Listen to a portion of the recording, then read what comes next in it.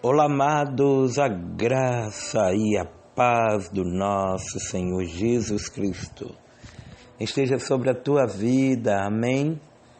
E dando continuidade à série de mensagens concernente às 7 igrejas da Ásia Menor. E para a honra e glória de Jesus, estamos chegando à última carta endereçada à igreja de Laodiceia. Amém?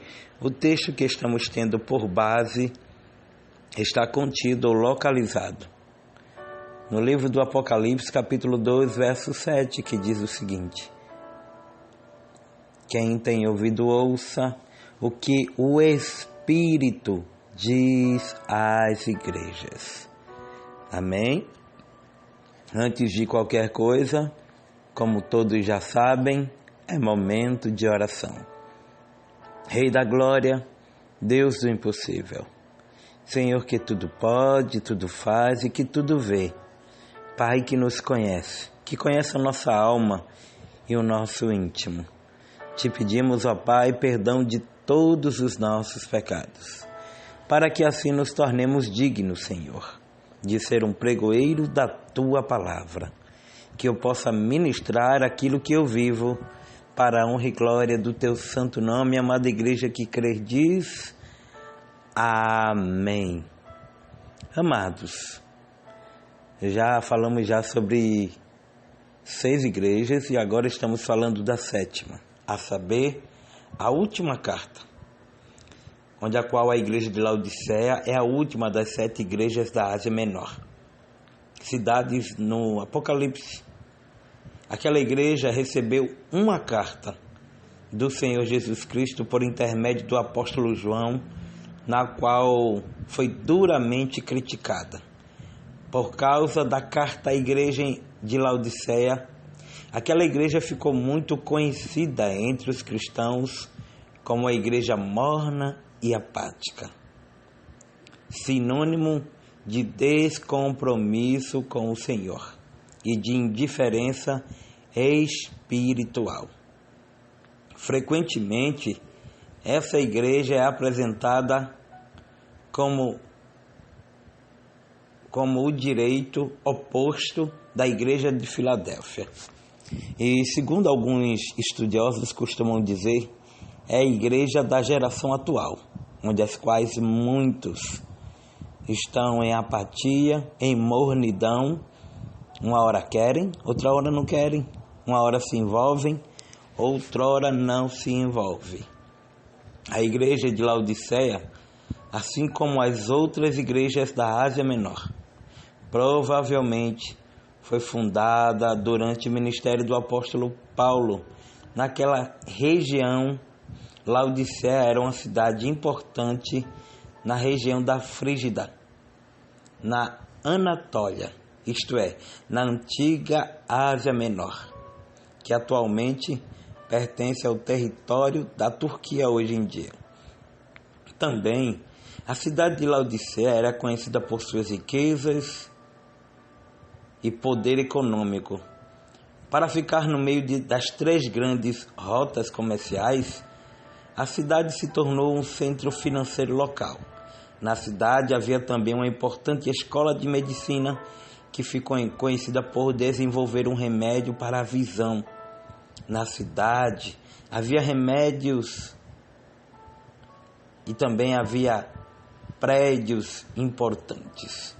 E muitos dos seus cidadãos eram consideravelmente ricos. Laodiceia ainda era conhecido por produzir uma lã especialmente importante e também para a confecção dos tecidos. Além disso, a cidade ficava localizada nas províncias de fontes de águas termais. A cidade de Herápolis, vizinha de Laodiceia, possuía fontes de águas quentes, que eram usadas como propósitos medicinais.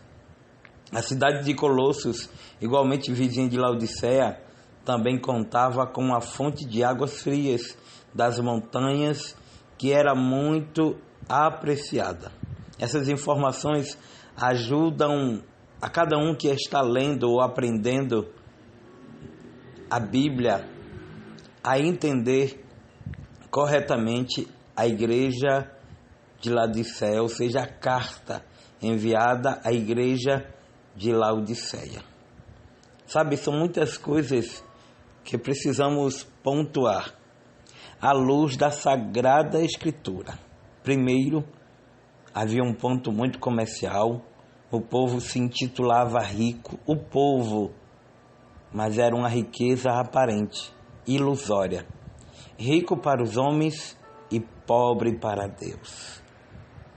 Tinha lugares onde as quais existia um centro oftalmológico, existia, uma produção muito grande de lã, popularmente conhecido como lã negra, mas até então era pobre. Tinha, muitos defeitos. Defeitos esses que no decorrer das mensagens nós vamos aqui,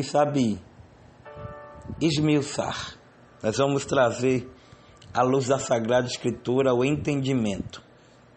Porque esta carta à igreja de Filadélfia, ou de Laodiceia, melhor dizendo, é porque a gente falou muito esses dias. Essa carta à igreja em Laodiceia, ou de Laodiceia, tal como as demais cartas registradas no livro do Apocalipse, a carta à igreja de Laodiceia foi dirigida ao líder daquela igreja, ou seja, ao pastor. Na introdução da carta, o Senhor Jesus se apresentou como o Amém, a testemunha fiel e verdadeira, o princípio da criação de Deus. Apocalipse capítulo 3, verso 14, na sequência, o Senhor Jesus disse que conhecia as obras da igreja de Laodiceia. O problema era que o corpo de crentes daquela igreja não eram nem frios, nem crentes. Ou seja, era inconstante. Era descompromissado. Uma hora queriam fazer, outra hora não queriam fazer. Talvez aí no teu ministério, na tua igreja, existem pessoas assim, que uma hora estão bem, outra hora não estão. Uma hora querem fazer a obra, outra hora desistem de tudo. Só vivem procrastinando. Começa, mas não conclui.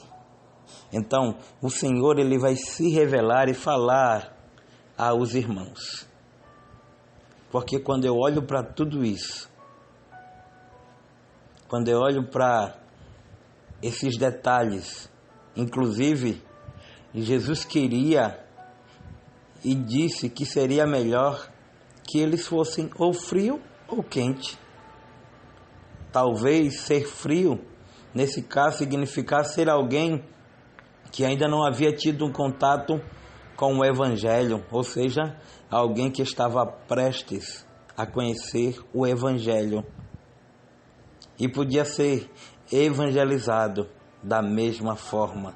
Ser crente talvez significasse ser alguém até fervoroso na fé, isto é, um cristão comprometido com Cristo. Mas perceba de que o meio termo não se aplica aqui. Ou se é frio, ou se é quente. Ou se busca, ou se não busca. Ou conhece a Cristo, ou não se conhece a Cristo. E talvez, você muitas vezes fica em cima do muro, não sabe que atitude tomar, não quer se envolver na obra do Senhor. E quando a gente olha para tudo isso, a gente percebe, percebe a riqueza de detalhes. E quando a gente percebe tudo isso, a gente vê que, por outro lado, como argumentam alguns comentaristas, podiam ser que frios, nas palavras de Jesus, significasse ser uma igreja semelhante àquele tipo de água refrescante, adequada para saciar a sede de alguém. Também era possível ser quente, ou seja, alguém que era quente, significasse ser uma água termal usada com propósitos curativos, ou seja, ou trazer refrescância quando se fala em frieza, ou trazer quente, como por exemplo servir para medicação, para curar vidas. Mas o real estado dos crentes de Laodiceia era de mornidão, um estado que deixava o próprio Cristo enjoado. E será que você já parou para perceber que quando você vai tomar alguma água quente, ou melhor dizendo, morna, lhe dá náuseas, lhe dá vontade de vomitar? Então, quando a gente olha para isso, e isso é muito interessante porque o Senhor Jesus Cristo não disse que estava irado com a igreja de Laodiceia, a pronto de destruí-la. Ele simplesmente disse que estava nauseado e pronto para vomitá-la de sua boca. Esse é um tipo de sentimento do Senhor em seu relacionamento com alguém que não se repete em nenhum outro lugar da Bíblia. Ou seja, Cristo estava sendo direto, sincero, porque há muitos que infelizmente não querem compromissos. São crentes que até pensam, mas não tomam atitude. São cristãos que até, assim ensaiam fazer alguma coisa, mas logo em seguida não querem fazer nada. E isso é muito sério, porque aplicando-se aos dias atuais, a gente vai ver que esta igreja, ela tinha um erro, sim, tinha um erro, e é percebível antes mesmo de eu chegar, adiantar mais alguma coisa, porque não existe igreja perfeita, falando a verdade. Talvez você se ache um crente tão perfeito, que não para em igreja nenhuma, mas na verdade o problema não está nas igrejas, está em você. Eu sei que não era a palavra que você gostaria de ouvir, porque muitas vezes você gosta de ser mimado, mas na verdade você é morno, é morna, não quer tomar atitudes e nem tampouco fazer a obra, e até então não deixa também ninguém fazer. Mas vamos, no decorrer desses dias, concluir esta série de mensagens. Mas tem muita coisa que vai, se enquadrar naquilo que tu tens vivido, naquilo que você tem muitas vezes pensado. Mas eu te convido a, junto comigo, aprendermos e compreendermos o significado de tudo que na Bíblia está escrito. Posso contar com você? Se eu posso, meu muito obrigado. Que Deus te abençoe. E deixa eu estar mandando aqui um abraço muito especial para todos aqueles e todas aquelas que têm por finalidade e decreto compartilhar o Bíblia na mão, no Brasil, fora do Brasil, em cada rádio, em cada lugar, em cada cidade, em cada vilarejo, em cada povoado. Meu muitíssimo obrigado de coração. Eu já te disse hoje que tu és uma bênção, então deixa eu te dizer isso. Você é uma bênção, tá bom?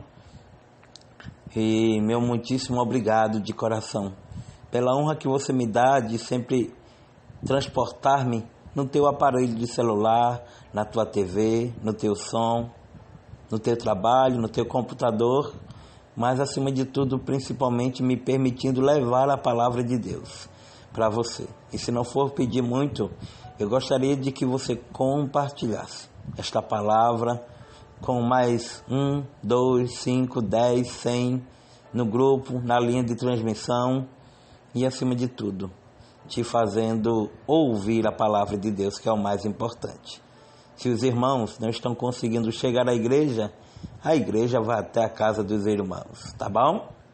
Um cheiro no coração, que o Eterno te abençoe, que Ele faça resplandecer sobre ti o rosto e te dê a paz.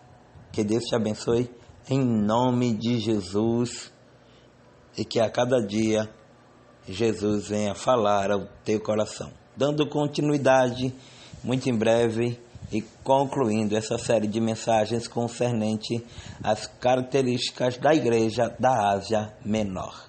Em nome de Jesus. Ó glória! Fica na paz.